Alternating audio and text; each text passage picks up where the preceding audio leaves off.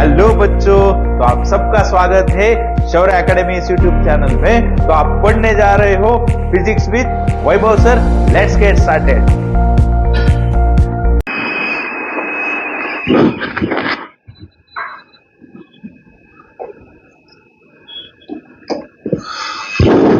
चलो, good morning. So today we are going to start with the what? Thermal properties of matter. ठीक है? So now see, start with the CET के सारे important questions करवाएंगे. All the concepts of thermal properties of matter इसमें cover करेंगे. ठीक है? So start करते हैं पहला question.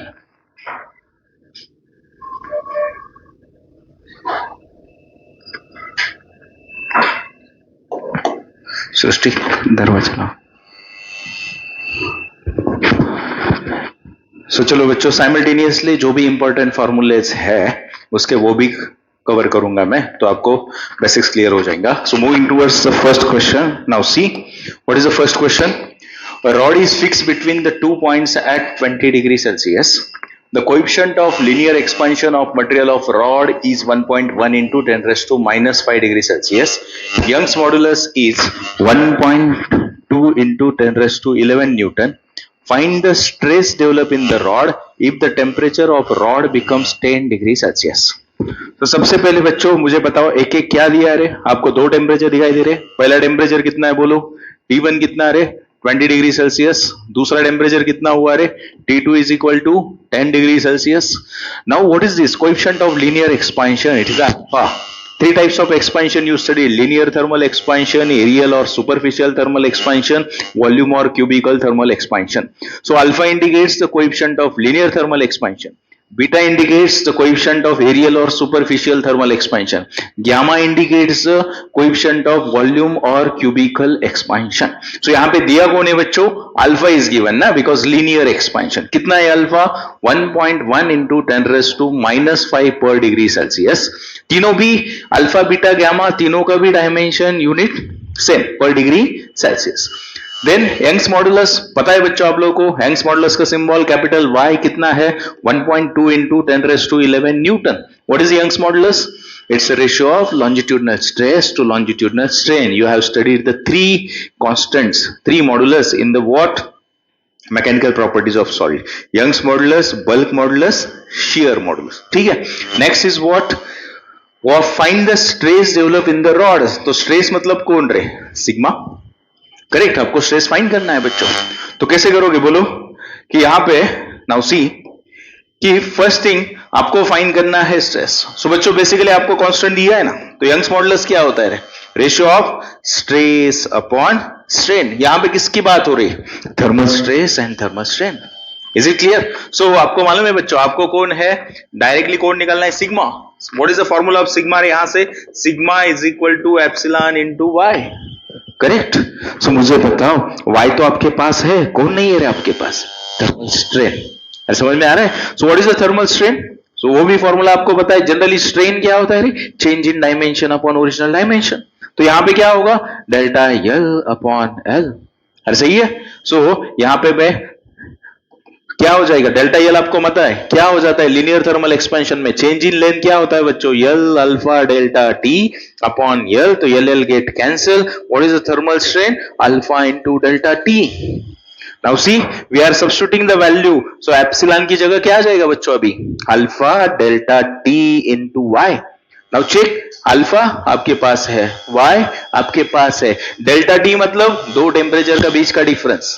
Now everything is there. Substitute the values. क्या होगा बोलो फास्ट. सो मैं सब्स्टिट्यूट करता हूं बच्चों. So sigma is equal to Young's modulus कितना है रे 1.2. So can I write 12 into 10 raised to 10. Decimal निकाल दिया.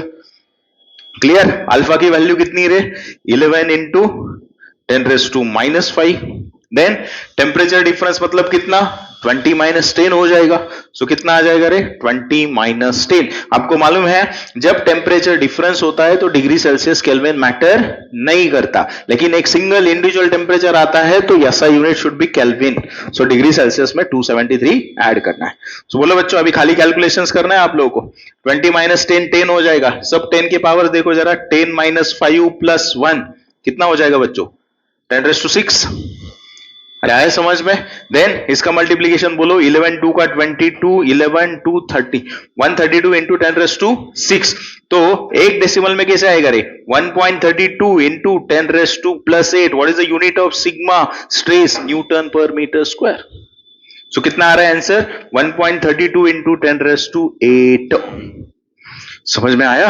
सो यहां पे खाली हमने स्ट्रेस अपॉन स्ट्रेन ये फॉर्मूला यूज किया, थर्मल स्ट्रेन का फॉर्मूला अल्फा डेल्टा टी। बोलो बच्चों, कुछ डाउट है क्वेश्चन में? आया समझ में?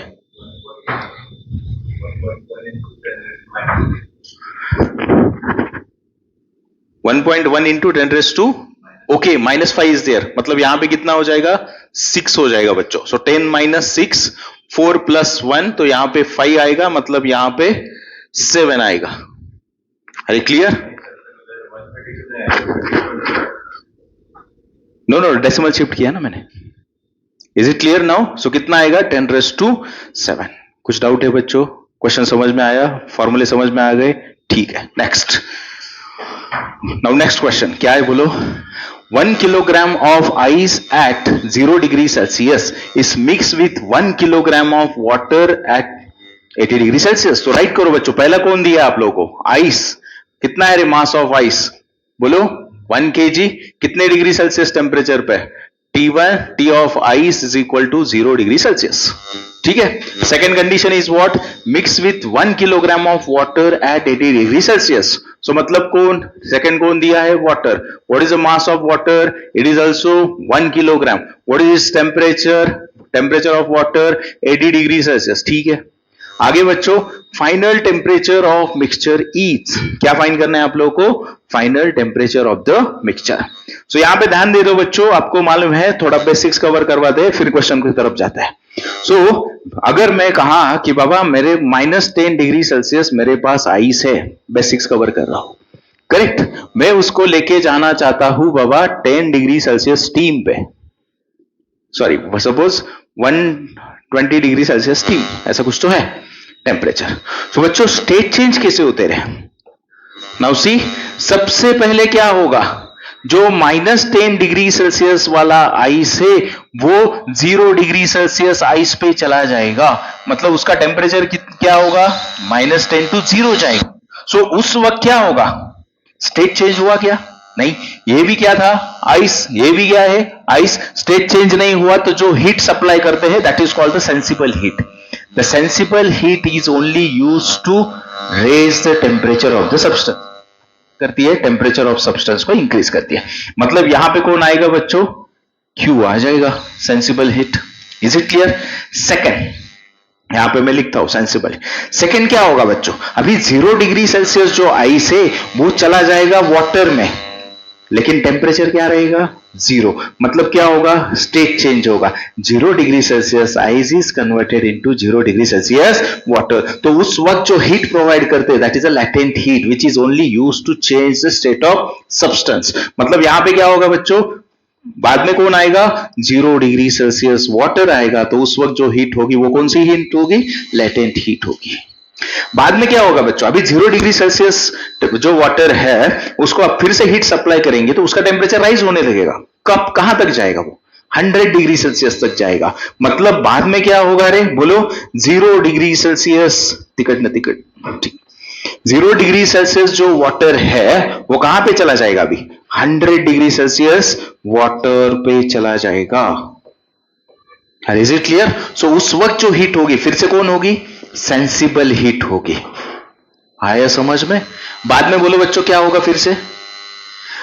100 डिग्री सेल्सियस वाटर अभी कहां चला जाएगा? 100 डिग्री सेल्सियस स्टीम में कन्वर्ट होगा, मतलब टेम्परेचर रिमेन्स सेम। फिर से state change, water to steam. फिर से यहां पे कौन होगी? लैटेंट हीट ऑफ वेपराइजेशन होगी, वहां पे लैटेंट हीट ऑफ फ्यूजन होगी, और बाद में फिर से 100 डिग्री सेल्सियस स्टीम कहां चला जाएगी? 120 डिग्री सेल्सियस स्टीम में चली जाएगी। मतलब यहां पे फिर से कौन सी हीट होगी? सेंसिबल हीट होगी। सो बेसिक्स तो समझ में आया? सो दो type of heat, sensible heat which is just only used to raise the temperature of substance, latent heat is a heat which is only used to change the state of substance. ठीक है। सो मुझे बताओ यहां पे जो question है बच्चों वो क्या इंडिकेट कर रहा है? बोलो। मेरे पास कौन है? आइस है, 1 kg आइस है, उसका टेम्परेचर कितना है रे? 0 डिग्री सेल्सियस है। बाद में बोलो मास ऑफ वाटर है, वाटर कितना है? 1 kg, उसका टेम्परेचर कितना है? 80। तो बच्चों हीट किसके पास ज्यादा है? वाटर के पास हीट ज्यादा है। अब वैसे भी स्पेसिफिक हीट ऑफ वाटर कितना होता है?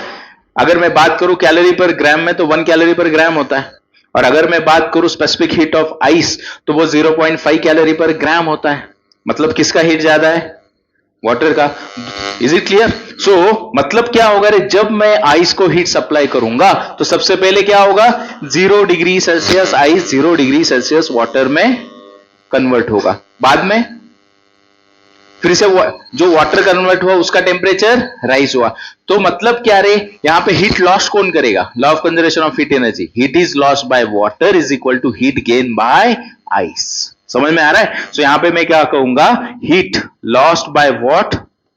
Water is equal to heat gain by ice.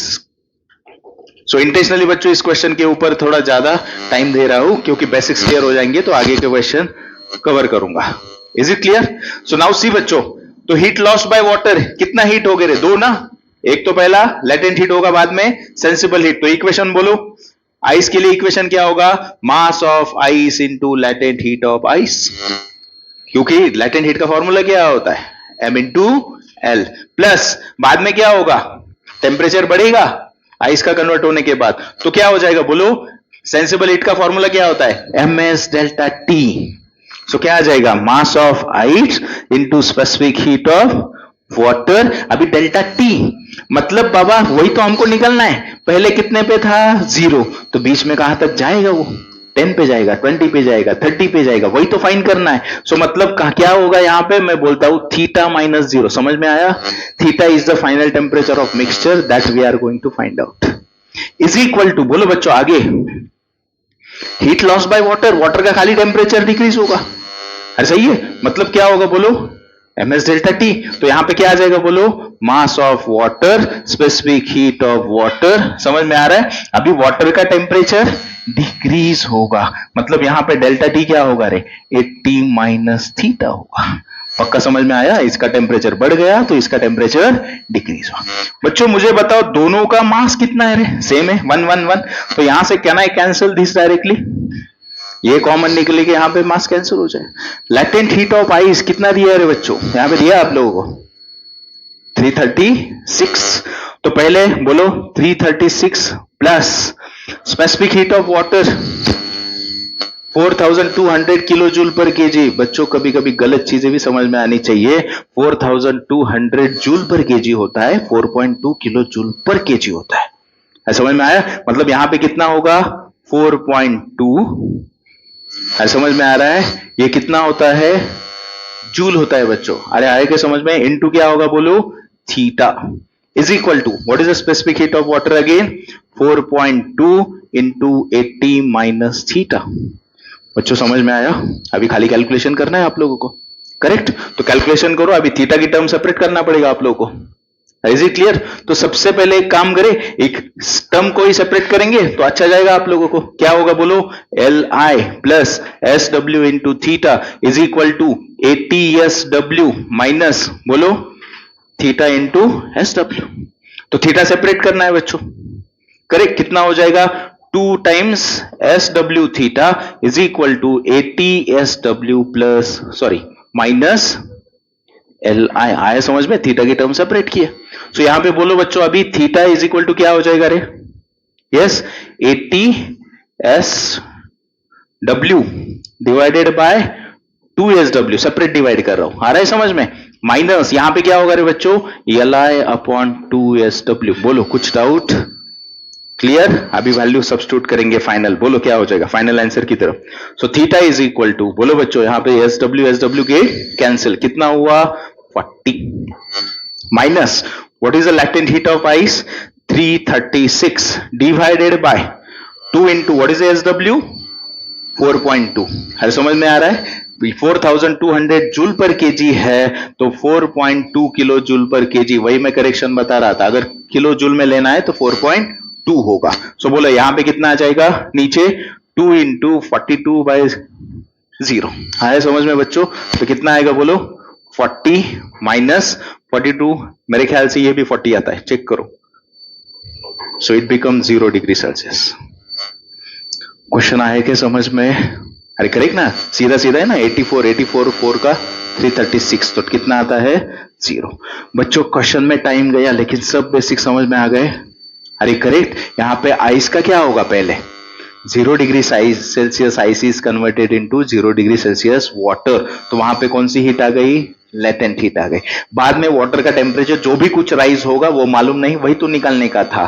तो इसकी वजह से थीटा कंसिडर किया, तो 0 टू थीटा गया. Temperature difference theta minus 0. इसके लिए हीट किसने दी बाबा? वाटर ने दी. तो वाटर का तो स्टीम नहीं हो जाएगा, नहीं तो वाटर का आइस तो नहीं हो जाएगा, इसके पास ज्यादा हीट है, तो खाली उसका टेम्परेचर डिक्रीज हो जाएगा. 80 माइनस थीटा. खाली सॉल्व किया. समझ में आया? Any confusion? बच्चों ये वैल्यू हमेशा दी रहेगी ऐसा नहीं होता. You should know the basic values. कौन से वैल्यूज पता होने चाहिए वो मैं लिख के देता हूं. राइट डाउन मोस्ट इंपॉर्टेंट कि बाबा सबसे पहले आपको पता होनी चाहिए specific heat of water, specific heat of ice, specific heat of steam, then latent heat of fusion, नहीं तो लेटेंट हीट ऑफ आइस, नहीं तो लेटेंट हीट ऑफ वेपराइजेशन. आया समझ में? तो वैल्यूज कितनी होती है? Write down. Specific heat of water होती है बच्चों 1 कैलोरी पर ग्राम. ये जो होती है आइस की 0.5 कैलोरी पर ग्राम. स्टीम की जो होती है वो 0.46 कैलोरी पर ग्राम. लेटेंट हीट ऑफ आइस होती है 80 कैलोरी पर ग्राम. ये जो होती है 540 कैलोरी पर ग्राम. तो बच्चों बाकी कन्वर्जन आप कर सकते हो ना. अगर मुझे कैलोरी का जूल में लेके जाना है तो बेसिक मालूम है आपको 1 कैलोरी किसके बराबर होता है? 4.2 जूल के बराबर होता है. सो बाकी ये बेसिक इजी है याद रखने के लिए, तो उसमें जिस यूनिट में चाहिए आप इजीली कन्वर्ट कर सकते हो. समझ में आया? नहीं दी रही थी तो आपको ये वैल्यूज पता होने चाहिए. Any confusion? क्वेश्चन आया समझ में? ठीक है, चलो next. Now see what is the next question. During vaporization. बोलो बच्चों ये क्वेश्चन आप बता सकते हो. ड्यूरिंग वेपराइजेशन पहला क्या है? Change of state from liquid to vapour state occur. Correct है. Temperature remains constant. सही है ना बच्चों? स्टेट चेंज होता है. स्टेट चेंज होने पे क्या होता है? Temperature remains constant. तीसरा क्या है रे? Both liquid and vapour state coexist in equilibrium. बराबर है ना? लिक्विड क्या है? वाटर स्टीम में कन्वर्ट हो रहा है, मतलब साइमल्टेनियसली कौन प्रेजेंट है? वाटर भी है, स्टीम भी है, मतलब this one is also correct. Last, specific heat of substance increases. No, specific heat कब इंक्रीज होती है? जब सब्सटेंस का टेम्परेचर इंक्रीज होता है. अगर यहां पे टेम्परेचर ही कांस्टेंट है तो स्पेसिफिक हीट इंक्रीज होगी क्या? नहीं होगी, मतलब दिस वन इज रॉन्ग. तो क्या होगा? 1 2 3 आर करेक्ट. समझ में आया बच्चों? इसमें कुछ डाउट नहीं. नेक्स्ट करेंगे. चलो now see what is the next question. 0.1 metre cube of water at 80 degree Celsius. बोलो बच्चों मीटर क्यूब मतलब कौन है? वॉल्यूम दिया. सो कितना है बोलो? Volume is equal to 0.3 metre cube. उस वक्त टेम्परेचर कितना है रे? 80 डिग्री सेल्सियस. ठीक है. Next is mix with 0.3 metre, sorry 1 है ना पहला, हाँ 0.1. ठीक है. Is mix with the 0.3 metre cube of water at 60 degree Celsius. So दूसरा दिया है तो हम V1 V2 बोलेंगे इसको. करेक्ट. कितना दिया है? 0.3 मीटर क्यूब. टेम्परेचर कितना रे? Corresponding to 60 degree Celsius. समझ में आया? क्या पूछा है आप लोगों को? Final temperature of mixture. फिर से मैं बोलता हूं फाइनल टेम्परेचर, ये T1 T2 है तो बाबा फाइनल टेम्परेचर इनका कुछ तो टी अचीव किया होगा, वही तो निकलना है. सो बोलो अब बच्चों यहां पे तो इजी क्वेश्चन है. कोई स्टेट चेंज का सवाल है क्या? नहीं. ये पहला वाला भी कौन है? वाटर. दूसरा वाला भी कौन है? वाटर. तो आप फाइनल टेम्परेचर कैसे निकालोगे? अरे खाली heat loss by 1 is equal to heat gain by other. तो मतलब क्या रहे? कैन आई से Q1 is equal to Q2? सही है बच्चों. तो मुझे बताओ व्हाट इज द, अभी यहां पे आपको वही तो बताया मैंने, टेम्परेचर चेंज होता है तो कौन सी हीट आती है? सेंसिबल हीट आती है. सेंसिबल हीट का इक्वेशन क्या है बच्चों? ms delta T. सही है. सो मुझे यहां पे बताओ क्या आ जाएगा? m1. अभी स्पेसिफिक हीट दोनों तरफ वाटर ही है ना, तो वाटर का स्पेसिफिक हीट क्या रहेगा? सेम रहेगा. मतलब यहां पे जो S1 होगा, ठीक है, डेल्टा टी. बोलो बच्चों इसका टेम्परेचर ज्यादा है, वो लॉस करने वाला है, मतलब इसका टेम्परेचर डिक्रीज होगा, मतलब डेल्टा टी क्या होगा, 80 से वो कहां जाएगा, फाइनल टेम्परेचर तक जाएगा। आया समझ में? दूसरा बोलो बच्चों, यहां पे M2 आ जाएगा, स्पेसिफिक हीट S2 आ जाएगी। यहां का टेम्परेचर कैसे राइट करोगे, इसका 60 वाले का राइज होगा, मतलब क्या होगा, T-60 होगा। पक्का है समझ में? यहां पे कोई कंफ्यूजन? लेकिन बच्चों आप देख रहे हो कि मेरा जो इक्वेशन, बच्चों can I cancel S1 and S2? क्यों? दोनों तरफ वाटर है तो specific heat of water get cancel. Now talking about, अभी आपको दिया है वॉल्यूम बच्चों, और यहां पे मास है, तो आपको मालूम है मास की जगह वॉल्यूम सब्स्टिट्यूट कर सकते हैं क्या? Density is mass upon volume, तो मास क्या हो जाएगा, डेंसिटी इनटू वॉल्यूम। तो क्या आ जाएगा यहां पे, rho into V1 80 minus T is equal to rho into V2 T minus 60। बाबा रो भी सेम ना, दोनों तरफ वाटर है, तो डेंसिटी ऑफ वाटर कितना होता है रे, 1000 kg पर मीटर क्यूब। तो बोलो रो रो गेट कैंसिल। बच्चों आपको खाली टी निकालना है, करो कैलकुलेशंस, क्या आ जाएगा, अभी सब्स्टिट्यूट द वैल्यूज। V1 कितना है बच्चों, 0.1 into 80 minus T is equal to 0.3 into T minus 60। So बच्चों ये कितना आएगा, डायरेक्टली 3 आएगा, correct. So 80 minus T is equal to 3t minus 180, bracket में मल्टीप्लाई किया। सो बोलो फाइनल इक्वेशन क्या होगा, यस। सो 3t टी को इधर भेजेंगे, 180 प्लस 80 कितना हो जाएगा रे, 260 इज इक्वल टू 4t। तो t कितना हुआ रे, 260 डिवाइड बाय 4। सो बोलो 4 6 का 24, 4 5 का कितना आया, 65 डिग्री सेल्सियस आया। आया क्वेश्चन समझ में? अरे correct, heat lost is equal to heat gain. कुछ कंफ्यूजन इस क्वेश्चन में, समझ में आया? ठीक है। So next question. सो बोलो बच्चों, what is the next question? In anomalous expansion of water at what temperature density of water is maximum? आपने स्टडी किया है बच्चों, केमिस्ट्री में भी होगा। what anomalous behavior of water? It shows the abnormal behavior। आपको मालूम है बच्चों, अगर मैं ग्राफ कंसिडर करता हूं, कौन सा वाला ग्राफ, सपोज मैंने कंसिडर किया वॉल्यूम वर्सेस टेम्परेचर, अरे सही है। तो जनरली आपको पता है बच्चों, जब टेम्परेचर इंक्रीज करता हूं तो क्या होता है, वॉल्यूम आल्सो इंक्रीजेस। अरे सही है। सो अगर मैंने बात की, सपोज यहां पे 0 डिग्री सेल्सियस टू 10 तक जाता हूं, सो वाटर क्या करता है, जब 0 डिग्री सेल्सियस में 4 डिग्री सेल्सियस तक मैं टेम्परेचर बढ़ाता हूं, तो क्या होना चाहिए एक्चुअल में, क्या होना चाहिए एक्चुअल में, टेम्परेचर बढ़ेगा तो एक्सपेंशन होना चाहिए। हर सही है। तो वहां पे क्या होता है, नहीं तो उल्टा बोलो, आपको उल्टा अच्छा समझ में आएगा। मैं 4 to 0 जाऊंगा, 4 के आगे क्या होगा बोलो, directly as the temperature increases volume also increases, but below 4 degree Celsius the water shows opposite behavior। जब मैं यहां पे टेम्परेचर डिक्रीज करता हूं तो क्या होना चाहिए, वॉल्यूम शुड डिक्रीज, बट ऐसा नहीं होता, वॉल्यूम गेट इंक्रीज। समझ में आ रहा है? वही तो आपको रीजन है, आपने स्टडी किया है बाबा, कोल्ड कंट्रीज में ये टैप है वो बस्ट क्यों हो जाते हैं, आपको रीजन था 7, 8, 9 स्टैंडर्ड में, बिकॉज बिलो 4 डिग्री सेल्सियस वो क्या होता है, एक्सपांड हो जाता है। नहीं तो आपने ये भी स्टडी किया है, जब पोल रीजन में जाओगे तो वहां पे वो ग्लेशियर्स वाटर के ऊपर रहते हैं, एक्वेटिक लाइफ को कुछ नहीं होता। All these are because of what, anomalous behaviour of water. So बच्चों मतलब 4 डिग्री सेल्सियस पे कौन मिनिमम है, वॉल्यूम मिनिमम ना, तो बच्चों डेंसिटी क्या होगी, मैक्सिमम होगी। क्वेश्चन क्या है आप लोगों को, कब होगी फिर, 4 डिग्री सेल्सियस पे वॉल्यूम मिनिमम होता है तो उस वक्त डेंसिटी, यही ग्राफ अगर प्लॉट करोगे बच्चों आप डेंसिटी वर्सेस टेम्परेचर का, तो ये ग्राफ ऐसा होगा, यहां पे कौन होगा, 4 डिग्री सेल्सियस 0 10। आया क्या समझ में? सो आंसर क्या होना चाहिए, 4 डिग्री सेल्सियस। कुछ डाउट? ठीक है।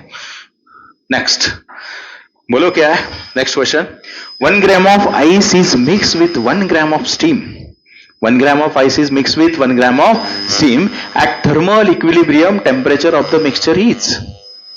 अरे करेक्ट, फिर से वही क्वेश्चन, लेकिन क्वेश्चन भारी है। क्या है आपके पास, 1 ग्राम ऑफ आइस है, मतलब उसका टेम्परेचर कितना होगा, 0 डिग्री सेल्सियस होगा, करेक्ट।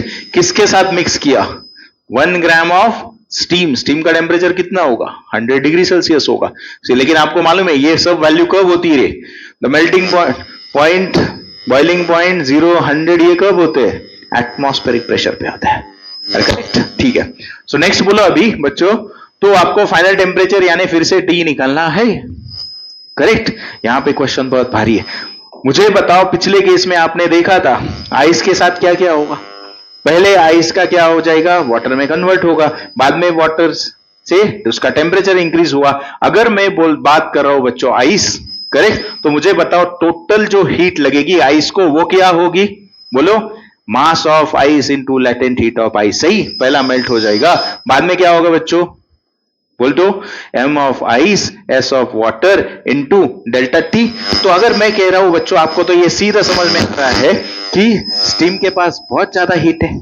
अरे समझ में आ रहा है? तो मैं चेक कर रहा हूं बाबा, स्टीम में सपोज वाटर आइस जो मेल्ट भी हुआ और 100 डिग्री सेल्सियस पे भी चला गया, मैक्सिमम कितना हो सकता है वाटर? 100। तो अगर मैंने यहां पे कंसीडर किया 100 माइनस 0, समझ में आया? पक्का मैंने क्या किया? मैक्सिमम कंसीडर किया। सो बोलो बच्चों, मास ऑफ आइस कितना है? 1 ग्राम। अभी दिया है क्या आप लोगों को वैल्यूज? नहीं ना, इसलिए तो मैंने लिख के दिया। आपको पता होना चाहिए what is the latent heat of ice. 80 calorie पर ग्राम। हुआ क्या कैंसिल बराबर? अरे ये भी ग्राम, वो कैलोरी पर ग्राम, ग्राम ग्राम गेट कैंसिल, हीट किस में आएगी? कैलोरीज में आएगी। आगे बोलो बच्चों फिर से, 1 ग्राम। तो स्पेसिफिक हीट ऑफ वाटर लिख के दी 1 कैलोरी पर ग्राम। अरे सही है। सो 1 इंटू कितना रे? 100। सो कितना हो जाएगा ये? 180। क्या किस में आ गया आपका? कैलोरी में आ गया। बच्चों मुझे बताओ, अगर मैं बात करता हूं अभी स्टीम की, स्टीम का क्या होगा? स्टीम का पहले सपोज वाटर में कन्वर्ट हो सकता है, तो स्टीम का पहले क्या कैलकुलेट करेंगे हम? लेटेंट हीट कैलकुलेट करेंगे। सो बोलो स्टीम का क्या होगा बच्चों? सो स्टीम का लेटेंट हीट क्या होगा? Mass of steam into latent heat of steam. Mass of steam कितना रहे? 1। स्टीम का कितना है? 540। सो कितना हुआ? 540 कैलोरी। सो बच्चों मुझे बताओ, अभी क्वेश्चन बहुत भारी है, यहां पे कोई कैलकुलेशन की जरूरत नहीं है। क्यों बाबा? इसको आइस को वाटर में भी लेके जाता हूं, स्टीम में भी कन्वर्ट करता हूं, तो टोटल हीट 180 लगती है। और ये 180 heat is not sufficient to even condense 1 gram of steam. वो कंडेंस भी नहीं कर रही बिकॉज इसके पास 540 कैलोरी है। मतलब टेम्परेचर ऑफ मिक्सचर कितना रहेगा? 100 ना बच्चों। मतलब मैं इस आइस को स्टीम में भी लेके गया तो भी ये स्टीम कंडेंस नहीं होती, तो सब क्या रहेगा? स्टीम ही स्टीम रहेगा। तो स्टीम का टेम्परेचर कितना है? 100 है। बेसिक समझ में आया कि नहीं आया? अरे क्लियर? सो मतलब टेम्परेचर कितना रहेगा मिक्सचर का? 100 degree Celsius. Is it clear? Any doubt? नहीं, ठीक है। सो यहां पे रीजन क्या होगा बोलो बच्चों? मतलब आपको समझ में आएगा, बिकॉज जो स्टीम के पास हीट है वो much greater than the melting. ठीक है, चलो नेक्स्ट बोलो बच्चों क्या होगा? Water is heated from 0 degree Celsius to 10 degree Celsius, then its volume. अभी ग्राफ मैंने देखा पिछले केस में बाबा, 0 to 4 क्या होगा? Volume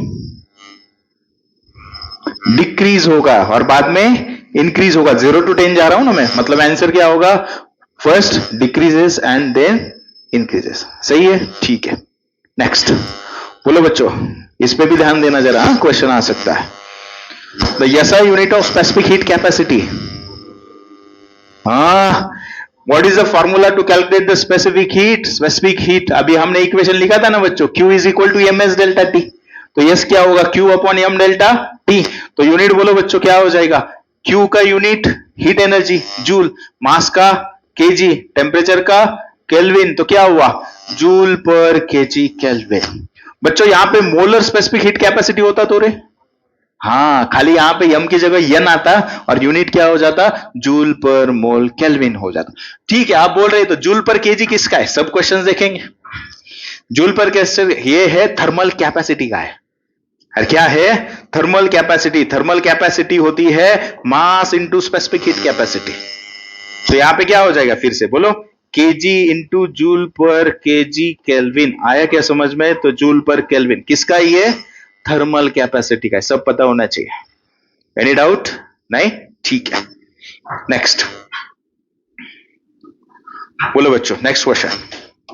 A body of length 1 meter having the cross sectional area 0.75 meter square has a heat flow through it at a rate of 6000 joule per second. Then find the temperature difference. बच्चों अभी question समझ में आना चाहिए कौन से topic पे है। पिछले केस में समझ में आ रहा था बाबा, ठीक है, हीट लॉस्ट हुआ, हीट गेन हुआ, सेंसिबल हीट है, लैटेंट हीट है। अभी क्वेश्चन समझ में आएगा कौन सा टॉपिक पे, तभी सॉल्व कर सकोगे।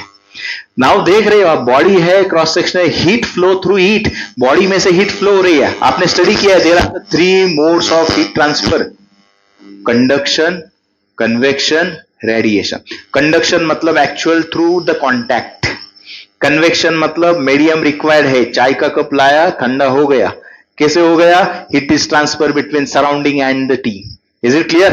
तीसरा क्या है, radiation, no medium is required, sun से हीट एनर्जी भी आ रही, लाइट एनर्जी भी आ रही है, किसके फॉर्म में आ रही, इलेक्ट्रोमैग्नेटिक रेडिएशंस के फॉर्म में आ रही। सो मेनी, तो यहां पे थ्रू द कांटेक्ट हो रहा है, बॉडी के कांटेक्ट में, so there is a rate of heat transfer through the conduction. और उसका इक्वेशन आपने स्टडी किया है बच्चों, क्या है, याद है आप लोगों को, Q is equal to K A delta T by X into small T. So K is called the coefficient of thermal conductivity, unit आ सकता है। A is called the cross sectional area of that particular body. Delta D is the temperature difference. X is the thickness or length through which the heat is to be transferred. Then T is the time and Q is the heat transfer. समझ में आया? तो बच्चों इस equation को देखे, अभी आपके पास क्या है, सोचो जरा। पहला कौन दिया आपको, एरिया दिया है बच्चों, कितना, can I write 75 into 10⁻⁻² metre square, decimal मत रखो, 0.75, ठीक है। आगे बोलो, has a heat flow it at the rate of 6000 joule per second. Joule कौन, Q, पर सेकेंड कौन, T। मतलब आपको किसका वैल्यू दिया है डायरेक्ट, Q बाई टी क्या होता है, पावर ऑफ, कितना दिया है वो, 6000 जूल पर सेकेंड। आया समझ में? नेक्स्ट बोलो बच्चों, then find the temperature difference, मतलब कौन फाइंड करना है, डेल्टा टी, नीचे दिया है K, सो कितना है बच्चों, 200 वाट पर मीटर केल्विन। बच्चों यहां पे ध्यान दे दो, जैसे पिछले केस में स्पेसिफिक हीट कैपेसिटी का यूनिट पूछा था, यहां पे पूछ सकते हैं what is the unit of coefficient of thermal conductivity, so watt per metre kelvin. Is it clear? So बोलो बच्चों, इजी क्वेश्चन है, आपके पास इक्वेशन है, कर सकते हो ना।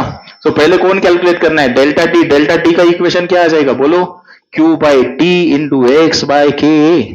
सही है बच्चों, इक्वेशन तैयार किया, करो सब्स्टिट्यूट, वैल्यूज क्या आ जाएगी, यस, Q बाई टी, बोलो Q बाई टी का वैल्यू कितना, 6000 इंटू एक्स का वैल्यू कितना, एक्स दिया है क्या रे, हाँ 1 मीटर दिया है ना बच्चों, लेंथ कितना दिया है 1 metre, so X is given कितना 1 मीटर, सो करो सब्स्टिट्यूट, 1 डिवाइडेड बाय, बोलो ये तो मैंने Q बाई टी का ही डाला 6000, K का वैल्यू कितना बच्चों 200 इंटू ए का कितना रे 75 इंटू 10⁻²।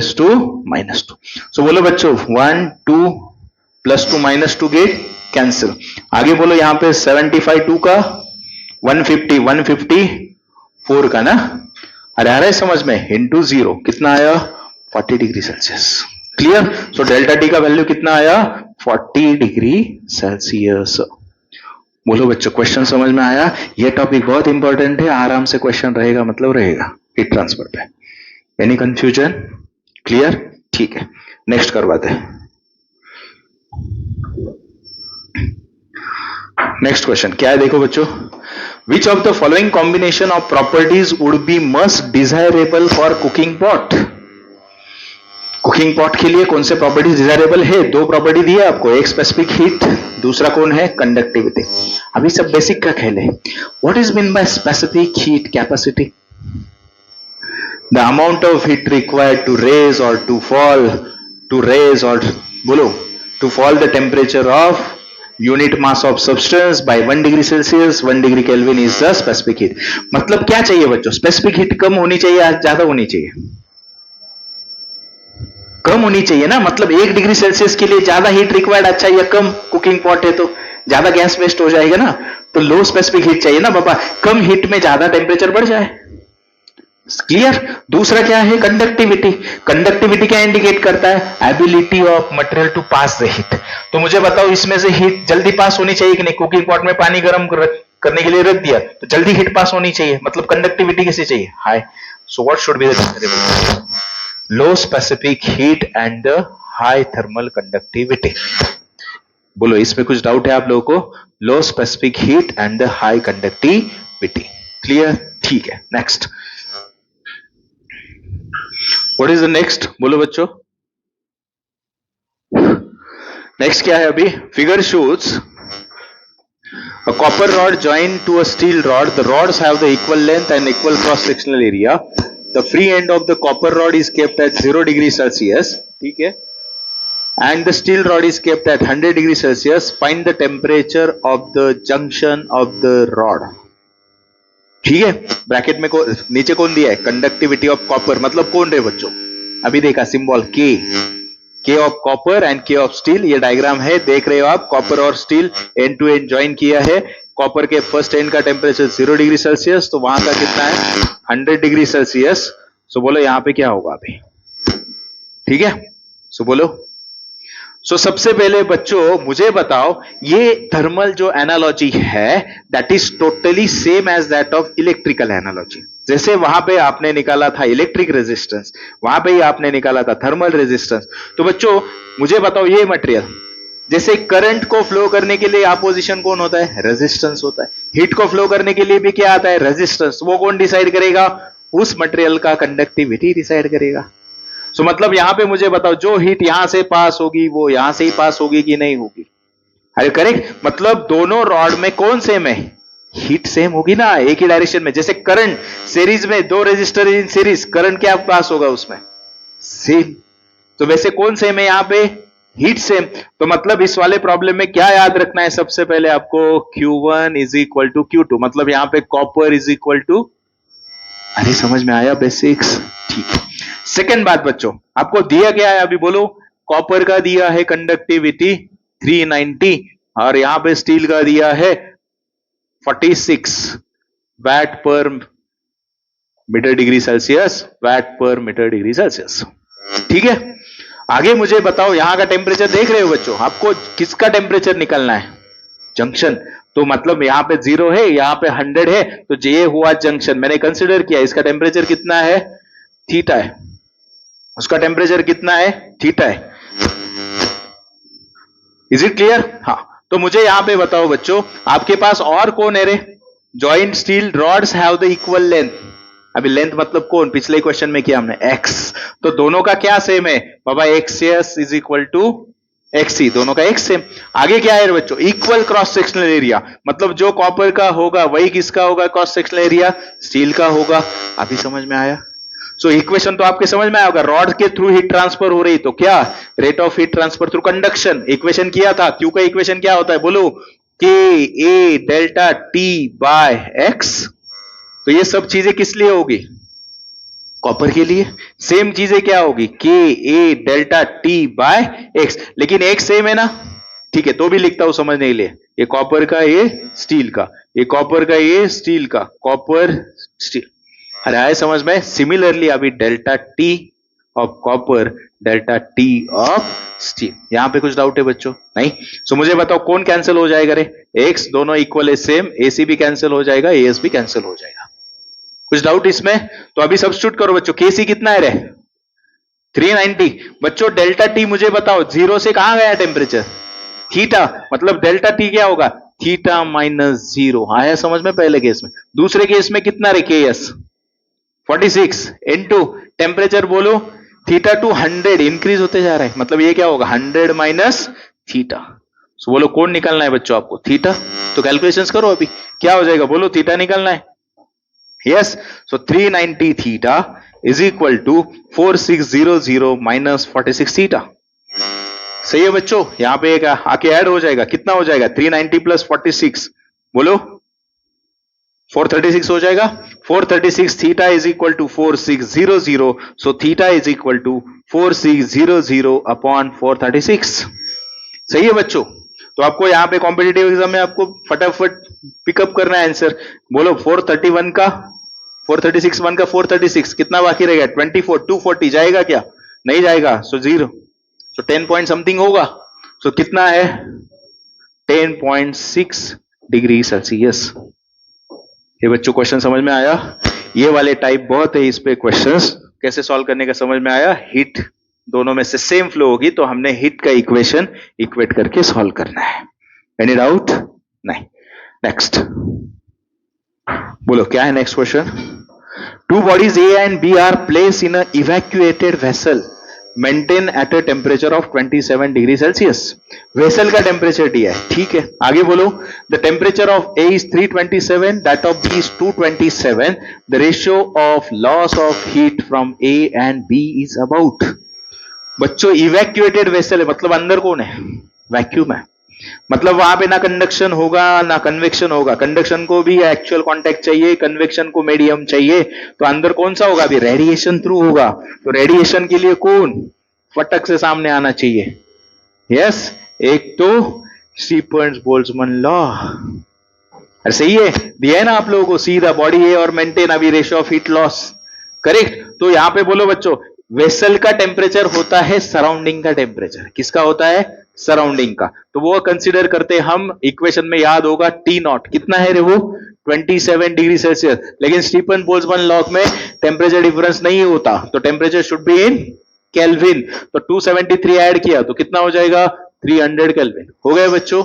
नेक्स्ट बोलो, अभी ए का टेम्परेचर दिया है, बी का दिया है, बोलो ए का कितना है?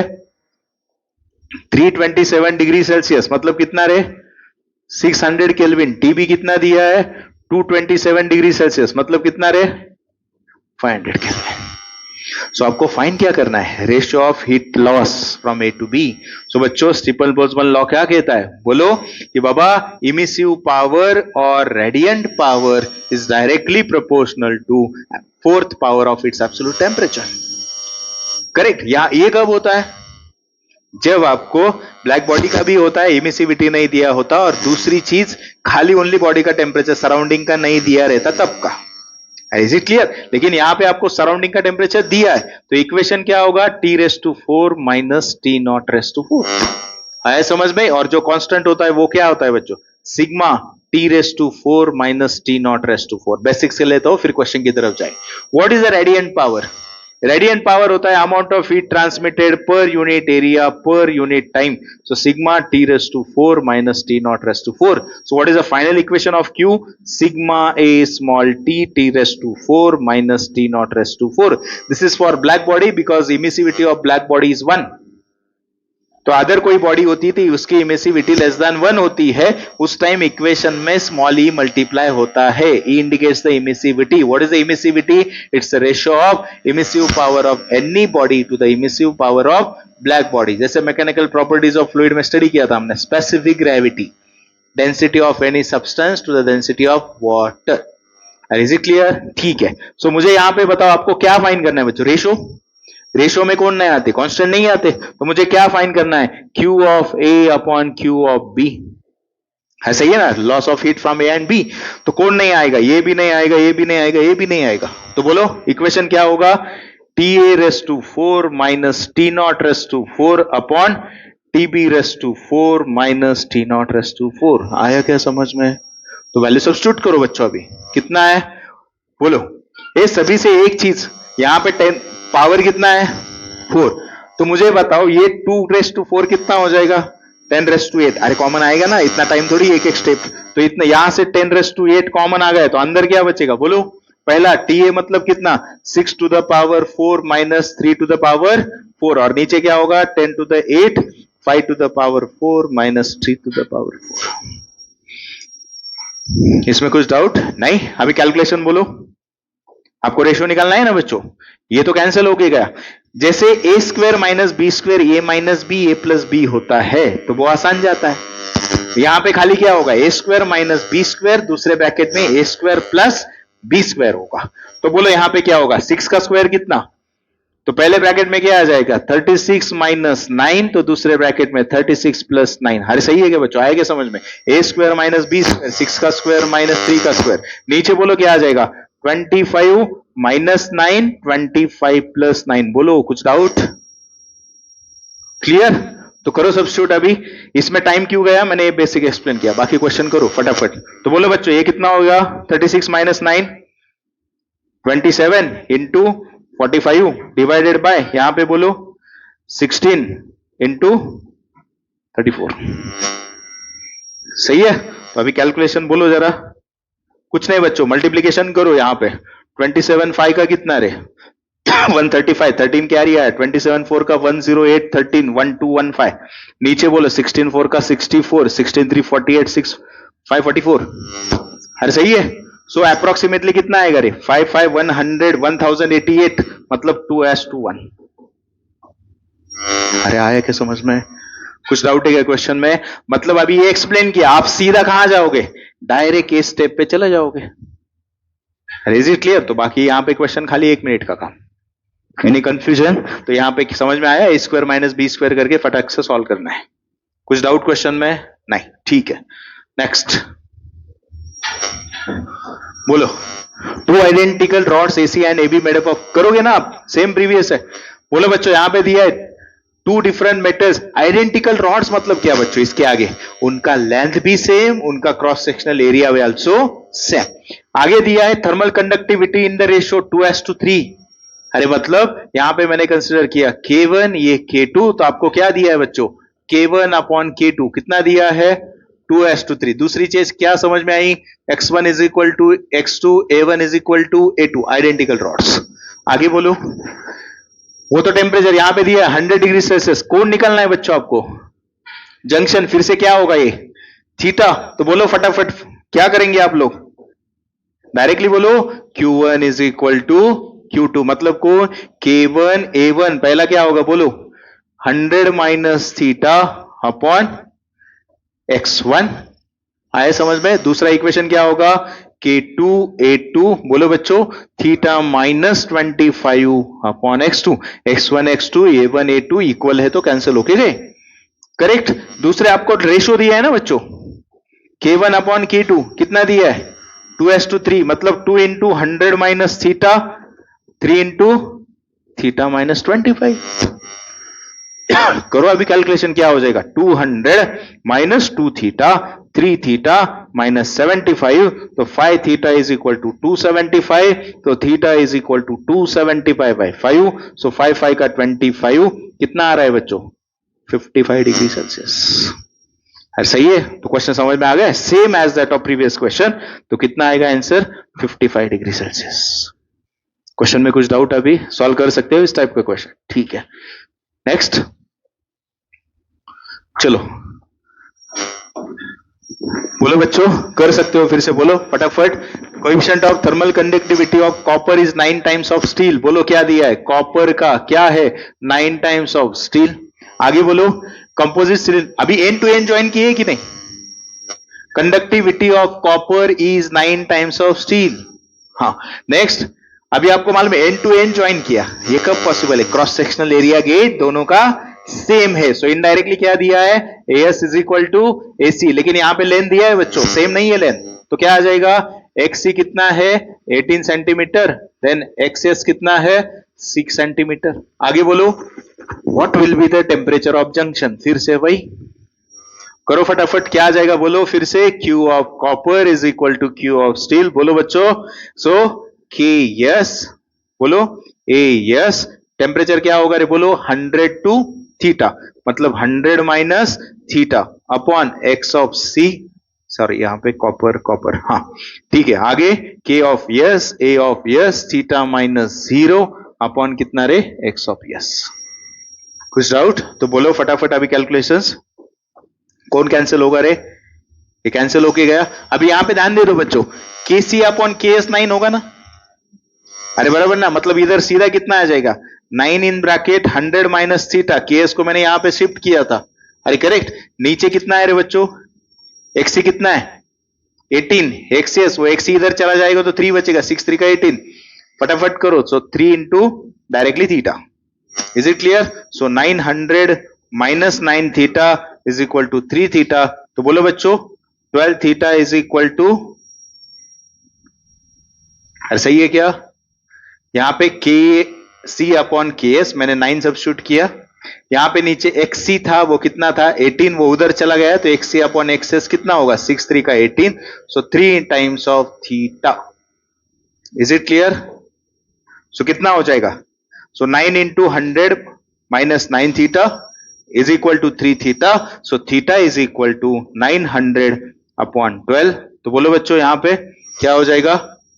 12 7 का 84 आया समझ में? 60, 12 5 का 60। तो कितना आया थीटा? 75 degree Celsius. कुछ डाउट क्वेश्चन में?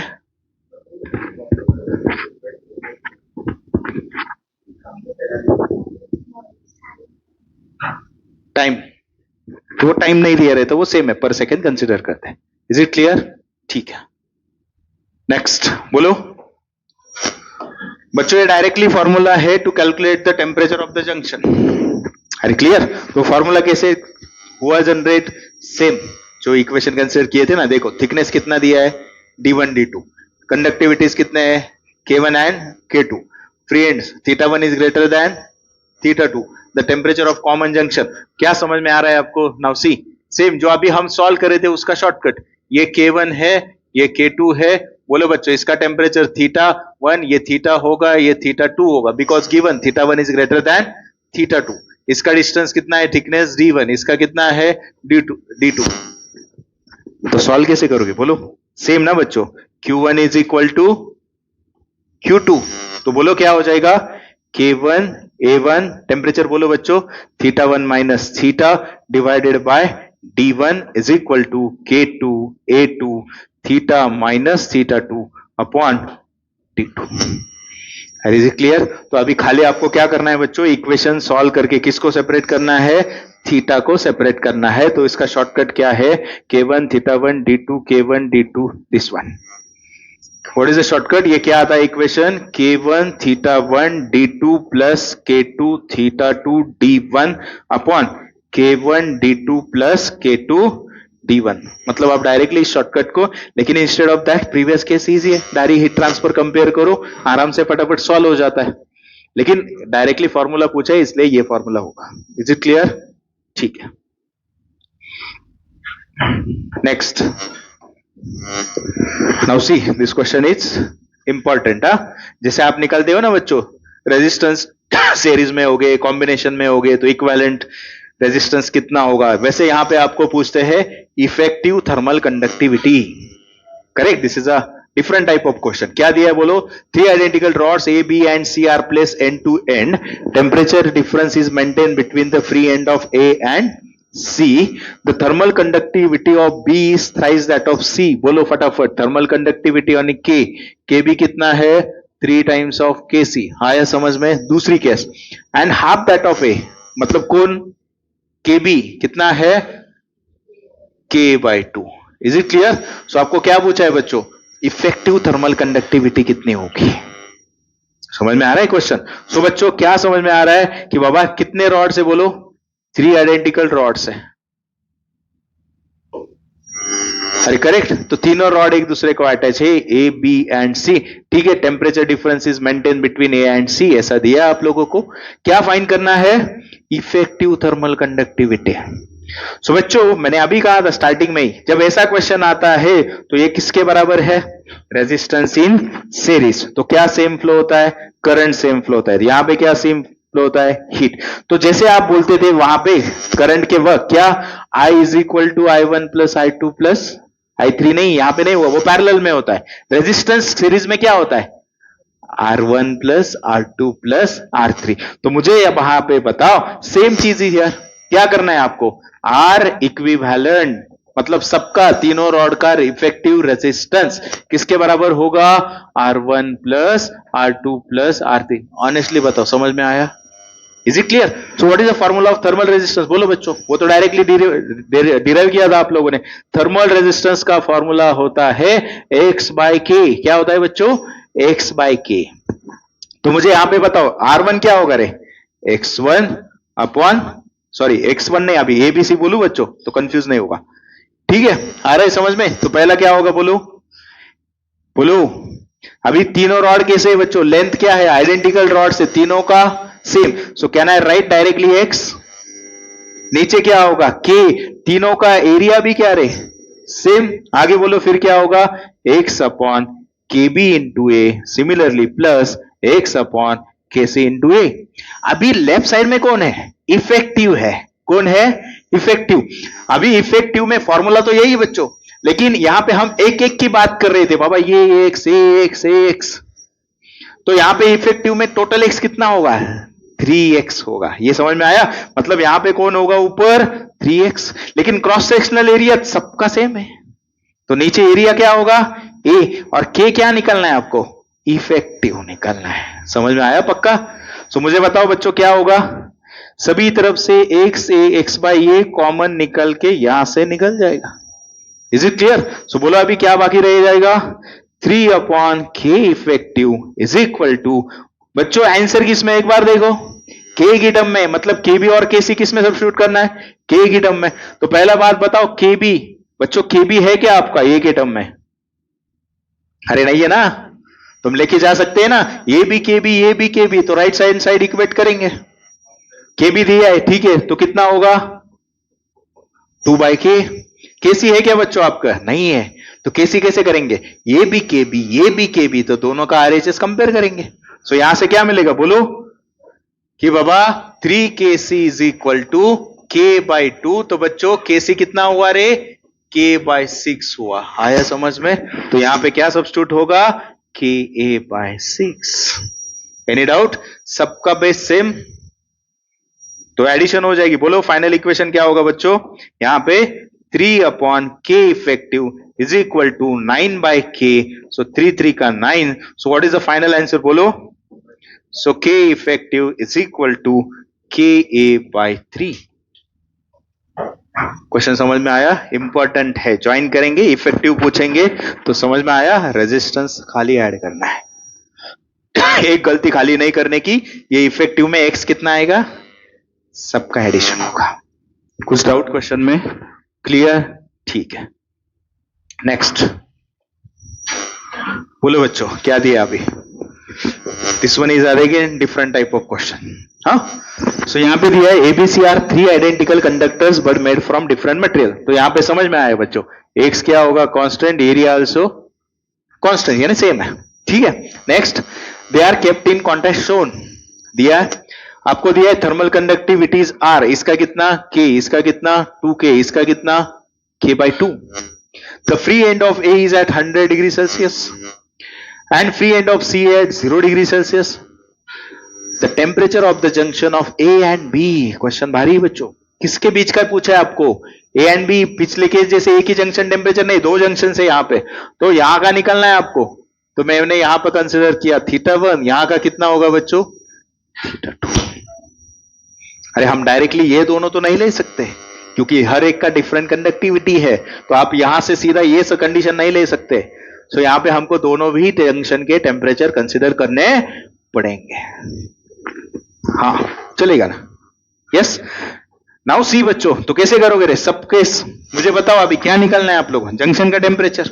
फिर से क्या होगा बोलो, Q1 is equal to Q2 is equal to Q3, अरे बराबर ना। सो क्या आ जाएगा बोलो, Q1 is equal to Q2 is equal to Q3। So बोलो बच्चों क्या होगा फिर, अभी मुझे बताओ इक्वेशन क्या होता है, KA delta T by X। तो बच्चों ये और X आएगा क्या, नहीं आएगा, सेम है तो कैंसिल होके जाएगा, करेक्ट। तो अभी वैल्यू सब्स्टिट्यूट करो, सीधा बताओ मुझे पहला इक्वेशन क्या होगा रे, कि पहले का K कितना है, K ही है, करेक्ट। उसका टेम्परेचर देखो क्या हो जाएगा, 100 माइनस θ1 हो जाएगा। आया समझ में? दूसरे का बोलो बच्चों कितना है, 2K, उसका टेम्परेचर कितना होगा, θ1 माइनस θ2 होगा। तीसरे का क्या होगा, K बाई 2, कहां से कहां जाएगा, θ2 माइनस 0 होगा। अभी खाली यहां से आपको क्या है, तीनों भी इक्वेशन कंपेयर करते हो तो K गेट कैंसिल, सही है। तो मुझे बताओ बच्चों आपको θ1 निकलना है तो आपको 2 इक्वेशंस बनाने पड़ेंगे, तभी सॉल्व होगा ना न्यूमेरिकल। तो पहले 2 से क्या मिलेगा बोलो, 100 minus θ1 is equal to 2θ1 minus 2θ2। अरे सही है बच्चों, तो यहां से बोलो क्या हो जाएगा, 3θ1 इज इक्वल टू 100 प्लस 2θ2। ये दूसरा इजी जाएगा बिकॉज यहां पे खाली θ2 ही बाकी है, तो ये दोनों कंपेयर करेंगे तो इक्वेशन क्या होगा रे, 4θ1 माइनस 4θ2 इज इक्वल टू θ2, यानी 5θ2 इज इक्वल टू 4θ1, करेक्ट बच्चों। तो ये इक्वेशन मुझे कौन चाहिए बच्चों, ए और बी का जंक्शन का टेम्परेचर मतलब θ1 निकालना है, तो मुझे ये इक्वेशन किस में लेके जाना पड़ेगा, θ1 में लेके जाना है, मतलब θ2 सब्स्टिट्यूट करने का। तो थीटा कितना हो जाएगा रे, 4θ1/5। आया समझ में? तो अभी मैं ये कहां पे सब्स्टिट्यूट करूंगा, अरे बोलो इस इक्वेशन में सब्स्टिट्यूट करूंगा। Is it clear? तो बोलो अभी क्या हो जाएगा, सब्स्टिट्यूट करो बच्चों।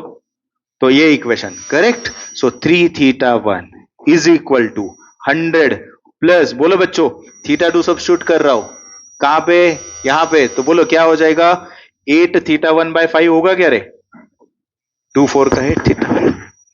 कुछ डाउट? तो अभी मिल गया ना हमको कौन कैलकुलेट करना है, थीटा 1, तो उसको खाली सेपरेट करेंगे। Is it clear? सो बोलो क्रॉस मल्टीप्लीकेशन करो तो 5 से मल्टीप्लाई करता हूं थ्रू आउट, क्या हो जाएगा, 15 theta 1 is equal to 500 plus 8 theta 1। तो बच्चों 7 theta 1 is equal to 500। So theta 1 कितना हो जाएगा रे, 500 बाय 7। आया समझ में बच्चों? तो कितना हो जाएगा, 7 7 का 49, 171 पॉइंट समथिंग, मतलब 71 है। अरे इज इट क्लियर? कितना आ जाएगा आंसर, 71 डिग्री सेल्सियस। क्वेश्चन में कुछ डाउट? 3n भी आ गए तो आपको ऐसे इक्वेशन लेके सॉल्व करना है। Is it clear? मैं हर एक क्वेश्चन डिफरेंट टाइप का है, कैसा भी क्वेश्चन आएगा तो आप लोग सॉल्व कर सकोगे। क्लियर? खाली एक टाइप का क्वेश्चन सॉल्व करके आगे मत बढ़ो तो फंस जाओगे। क्लियर? नेक्स्ट करना है, ठीक है। बोलो बच्चों, रॉड्स ऑफ सेम मटेरियल, मतलब कौन सेम रहे अभी, के same, very good, because thermal conductivity is a property of material. तो 4 रॉड का material same, 4 rods of same with different radii and length, connect the heat reservoirs at different temperature, which one will conduct most heat? बोलो यहां पे क्या हो जाएगा, which will conduct most heat, heat का formula क्या बोलो अभी, K A delta T by X। हर सही है? सो बच्चों तीनों का क्या है, heat reservoir at different temperature. अरे समझ में आए, मतलब सब रॉड के अक्रॉस टेम्परेचर डिफरेंस क्या मेंटेन किया, सेम। के भी also same. So Q depend किस पे कर रहा है, ए एंड एक्स, मतलब यहां पे लेंथ दिया है तो लेंथ ले लो बच्चों, कंफ्यूजन नहीं होगा आपका, ठीक है। अभी कौन है, रॉड है। ए क्या होता है, क्रॉस सेक्शनल एरिया होता है। तो cross sectional area of rod क्या बनेगा, सर्कल, सर्कल का एरिया क्या बनेगा, पाई आर स्क्वायर, मतलब किसके प्रोपोर्शनल हुआ, Q is proportional to R square by L. तो आपको क्या पूछा है बच्चों, which one will conduct most, मतलब मैक्सिमम, मतलब इसका न्यूमरेटर मैक्सिमम होना चाहिए, डिनोमिनेटर कम होना चाहिए। तो कौन है देखो, वेरी गुड, बिकॉज इसका न्यूमरेटर ज्यादा डिनोमिनेटर कम। आया समझ में? कुछ डाउट क्वेश्चन में? नहीं, ठीक है। चलो बच्चों next, the radiation emitted by perfect black body is proportional to, बोलो किया हमने लॉ, वेरी गुड, कौन सा, 4th power of temperature of an ideal gas scale, Stefan Boltzmann law, ठीक है। Next, if the radius of star is r and acts as a black body, what would be the temperature of star in which rate of energy of production is, black body आया, radiation आया, Stefan Boltzmann law आ गया। समझ में आ रहा है? So what is the Stefan Boltzmann law, R is equal to sigma T raise to 4, बोलो फटाफट। So Q is equal to Q by T is equal to, बोलो क्या हो जाएगा, sigma A T raise to 4। हर सही है क्या? तो आपको rate of energy is Q दिया है बच्चों, रेट मतलब क्या, डिवाइड बाय टाइम। सो मतलब आपको डायरेक्टली ये जो है ना हम सिंबॉलिकली लिखते, इसको ही उन्होंने क्या बोला है, Q। आया समझ में? तो बच्चों कौन कैलकुलेट करना है जरा देखो, टेम्परेचर करना है। सो यहां से मुझे बताओ, पहली बात, radius of star would be given, so what is the surface area of star, 4 pi R square हो जाएगा। सो मतलब Q इक्वल टू क्या हो जाएगा, sigma into 4 pi R square into T raise to 4। तो बच्चों T रेज़ टू 4 क्या होगा, Q upon sigma into 4 pi R square. तो आपको टेम्परेचर करना है तो 4 उधर जाके क्या हो जाएगा, 1/4 हो जाएगा, मतलब क्या रे, Q upon sigma into 4 pi R square to the power 1/4। कौन सा ऑप्शन है, 4th वन। क्वेश्चन आया समझ में? Any doubt? नहीं, ठीक है। Next, the wavelength of radiation emitted by body depends on, very good, कौन सा लॉ रे, विन्स डिस्प्लेसमेंट लॉ। क्या कहता है वो, Wien's displacement law, the wavelength corresponding to maximum intensity of radiation is inversely proportional to absolute temperature. मतलब किस पे डिपेंड करेगी wavelength, temperature of the surface. ठीक है, चलो नेक्स्ट। बोलो बच्चों क्या है? The surface temperature of the sun which has maximum energy emission at 500 nanometer is, बोलो नैनोमीटर मतलब कौन? वेवलेंथ दिया है ना 500 नैनोमीटर, टेम्परेचर कितना है 6000 केल्विन। ठीक है, आगे बढ़ो। Temperature of star which has a maximum energy emission at 400 nanometer will be, मतलब क्या रही है? लैम्बडा 1 T1 आपको कौन दिया है? फिर से लैम्बडा 2 दिया है 400 नैनोमीटर, तो T2 पूछा है, समझ में आया होगा गिवन से। विंस डिस्प्लेसमेंट लॉ है, तो विंस डिस्प्लेसमेंट लॉ क्या कहता है? Lambda M is inversely proportional to temperature, तो वो कांस्टेंट कौन होता है रे? Wien's displacement constant. तो यहां से लैम्बडा एम इंटू टी क्या होता है? कांस्टेंट होता है। सो कांस्टेंट है तो हम कैसे राइट करेंगे? बोलो इस इक्वेशन से lambda 1 T1 is equal to lambda 2 T2। कौन फाइंड करना है रे आपको? T2। What is the equation of T2? T2 is equal to lambda 1 upon lambda 2 into T1। No need to convert the unit, ratio है। सो करो substitute, यहाँ पे लैम्बडा 1 कितना 500, लैम्बडा 2 कितना 400 इनटू कितना रे 6000। सो बोलो 4 15 का, तो 15 5 का कितना हो जाएगा 7500 केल्विन। सही आ रहा है? कितना आ जाएगा 7500 केल्विन। आए समझ में क्वेश्चन? ठीक है, नेक्स्ट बोलो। If a black body emits 0.5 joule of energy per second when it is at 27 degrees Celsius, then the amount of energy emitted by when it is at 620। black body आई, radiation आई, यहाँ पे energy आई, temperature आया, तो Stephen Boltzmann law. अरे सही है। सो पहला क्या दिया है? बोलो Q by T दिया है, कितना है 0.5 जूल एनर्जी पर, मतलब joule per second. Corresponding temperature कितना था बच्चों? 27, लेकिन आपको मालूम है Stefan Boltzmann law, temperature should be in Kelvin. आगे बोलो amount of energy emitted by it, मतलब कौन? Q by T2 सेकेंड निकलना है। कब? जब टेम्परेचर कितना दिया है 627 डिग्री सेल्सियस, मतलब कितना केल्विन रे 900 केल्विन। इजी क्वेश्चन है। तो फिर से बोलो क्या हो जाएगा? आपको मालूम है Q by T किसके प्रोपोर्शनल होता है बच्चों? Sigma A T raise to, अभी रेशो लेना पड़ेगा, तो रेशो में कौन नहीं आएगी? कांस्टेंट। तो बोलो डायरेक्टली क्या हो जाएगा? कौन निकलना है आपको? Q by T of 2 upon Q by T of 1 is equal to T2 upon T1 raised to 4। सही है? यहां पे ये आपको सराउंडिंग का टेम्परेचर नहीं दिया है, तो डायरेक्टली बोला अभी कितना हो जाएगा 900 डिवाइडेड बाय 300 रेस टू 4, मतलब कितना रे बच्चों 3 का पावर 81 हो जाएगा। 3 रेस टू 4 3399 81। सो यहाँ पे क्या हो जाएगा? सो Q by T of 2 is equal to 81 into Q of T by 1, तो कितना है रे वो 81 into 0.5, तो कितना आ जाएगा बच्चों 40.5 जूल आ जाएगा। बोलो कुछ डाउट क्वेश्चन में? समझ में आ रहा है? ठीक है, चलो नेक्स्ट बोलो बच्चों। Next question, which of the following statement does not hold good for thermal radiation? बता सकते हो आप लोग, बोलो। The wavelength changes when it travels, correct. आपको क्या पूछा? Does not. हाँ। Second, frequency changes when, frequency कभी चेंज नहीं होती, तो ठीक है। अरे करेक्ट, ठीक है। नेक्स्ट वन बोलो बच्चों, नेक्स्ट क्या है?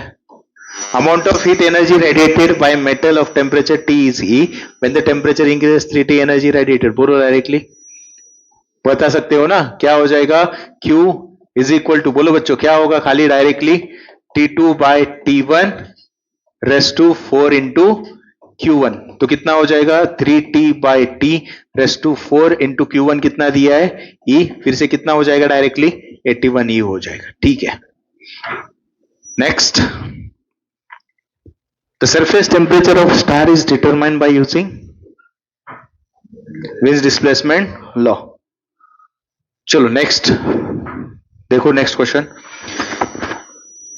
which one of the following VMT graph of perfectly black body? VM is the frequency of radiation. VM is the frequency of radiation with the maximum intensity. T is absolute temperature. बच्चे यहाँ पे frequency दी है, यहाँ पे temperature है, तो आपको मालूम है बाबा हमारा रिलेशन किस में होता है, लैम्बडा में होता है ना, करेक्ट। तो लैम्बडा क्या होता है, इनवर्सली प्रोपोर्शनल टू टेम्परेचर होता है, लेकिन आपको मालूम है frequency is inversely proportional to, तो मतलब यहां पे मैं क्या लिख सकता हूं, लैम्बडा एफ की जगह 1/f is proportional to 1/t, यानी frequency is directly proportional to t, और जब दो quantity directly proportional to graph straight line, सही है। तो क्या आ जाएगा, मतलब ये स्ट्रेट लाइन, ठीक है। सी क्वेश्चन आया समझ में, ठीक है। चलो नेक्स्ट, बच्चों कर सकते हो, हाँ, विंस लॉ। चलो next, Newton's law of cooling, ठीक है। हाँ, तो बोलो क्या है, pan filled with the hot food cools from 94 degree Celsius to 86, बोलो बच्चों फटाफट, क्या हुआ, T1 कितना 94 डिग्री सेल्सियस, T2 कितना 86 डिग्री सेल्सियस, कितना टाइम लगा रे, 2 मिनट, सही है। आगे बोलो, when the room temperature is 20 degree Celsius, room temperature, फिर से कौन आ जाएगा यहां पे बच्चों, नव एक चीज, ठीक है, थोड़ा करेक्ट करवा दो, ठीक है। यहां पे बच्चों ये T1 T2 ये टाइम है, तो समझने के लिए हम न्यूटन्स लॉ में इंटेंशनली θ1 θ2 करते हैं, तो कंफ्यूजन नहीं होता, करेक्ट। तो आपको कौन दिया है, θ0 दिया है सराउंडिंग का, इज इट क्लियर, ठीक है। नेक्स्ट बोलो, how long it will cool if it from 74 degree Celsius to 66 degree Celsius, मतलब बोलो नेक्स्ट कंडीशन किसका है बच्चों, यस, θ3 कितना है 74 डिग्री सेल्सियस, θ4 कितना है 66 डिग्री सेल्सियस, तो आपको पूछा है उस वक्त कितना टाइम लगेगा। So what is the Newton's law of cooling, बोलो, yes, D theta by D T is equal to C in bracket theta minus θ0, सही है। θ0 इज सराउंडिंग टेम्परेचर, थीटा यहां पे एवरेज होता है, क्या होता है, एवरेज होता है, और डी थीटा क्या होता है, मतलब θ1 minus θ2, Newton's law of cooling है, बॉडी कूल होती है, θ2 माइनस θ1 नहीं, correct, divided by T1 is equal to C in bracket, यहां पे क्या होता है बोलो, θ1 प्लस θ2 बाई 2 माइनस θ0। लॉ समझ में आया, इक्वेशन समझ में आया, खाली यहां पे वैल्यू सब्स्टिट्यूट करनी है हमें, तो करो। पहला कंडीशन क्या है बच्चों, आप लोगों को समझ में आ रहा है, मुझे कौन निकालना है, सेकंड केस का टाइम, तो मैं सेकंड केस के लिए इक्वेशन क्या होगा रे, θ3 minus θ4 upon T2 C in bracket, बोलो θ3 प्लस θ4 डिवाइडेड बाय 2 माइनस θ0। तो एक तो दोनों इक्वेशन को डिवाइड करो, तो सी नहीं पता है तो सी निकल जाएगा, नहीं तो पहले इक्वेशन का यूज करके सी निकालो, सी यहां पे सब्स्टिट्यूट करो, कैसे भी करो, तो ठीक है। डिवाइड करता हूं, क्योंकि एक अननोन बैठा है, दो अननोन बैठे हैं, तो डिवाइड करता हूं तो क्या हो जाएगा बच्चों, सी गेट कैंसर, अभी खाली कौन नहीं है आपके पास, T2, तो निकालो, सब्स्टिट्यूट करो, क्या हो जाएगा बोलो, कैलकुलेशन करने बच्चों, θ1 माइनस θ2, बोलो 94 माइनस 86 कितना रे, 8 ना, डिवाइडेड बाय T1 कितना रे, 2, समझने के लिए लिख रहा हूं वैल्यूज, हाँ मैंने सब्स्टिट्यूट किए, नीचे क्या हो जाएगा रे, θ3 माइनस θ4 कितना है 74 माइनस कितना है 60, वहां पे भी कितना है 8 T2, सही है, सब्स्टिट्यूट कर रहा हूं वैल्यूज, यहां पे एवरेज θ1 94 प्लस 86 कितना है 180, 180 बाई 2 90, 90 माइनस कितना आ जाएगा सराउंडिंग का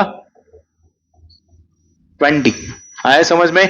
नीचे बोलो, यहां पे θ3 इन दोनों का एवरेज 70 60 130 140 बाई 2 70 क्या, सो 70 माइनस 20, आया समझ में। तो कौन निकालना है आप लोगों को, T2 निकालना है बच्चों, तो करो।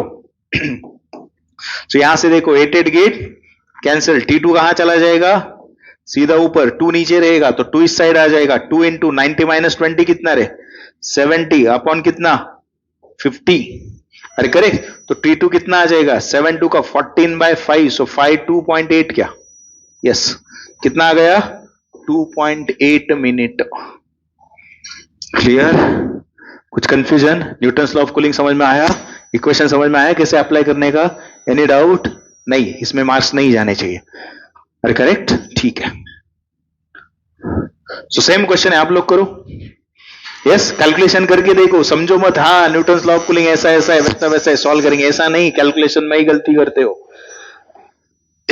तो बोलो बच्चों, पहला कहां से कहां जा रहा है, yes theta 1 is 65.5 degree Celsius, theta 2 कितना 62.5 डिग्री सेल्सियस, टाइम कितना लगा 1 मिनट, थीटा नॉट कितना दिया है 22.5 degree Celsius. Second condition theta 3 कितना 46.5 डिग्री सेल्सियस, थीटा 4 कितना 40.5 डिग्री सेल्सियस। तो पूछा है फिर से T2 कितना होगा, करेक्ट। तो फटाफट बोलो बच्चों, इक्वेशन आपको याद है, फिर से लिखता हूं theta 1 minus theta 2 upon T1 is equal to theta 1 plus theta 2 by 2 minus theta naught into C. दूसरा इक्वेशन हम इंटेंशनली डिवाइड करते हैं, करेक्ट। सो यहाँ पे क्या होगा थीटा 3 माइनस थीटा 4। तो बच्चों अगर आपको मेरा वीडियो पसंद आया है तो do not forget to like share and subscribe. तो पढ़ते रहो फिजिक्स विद वैभव सर।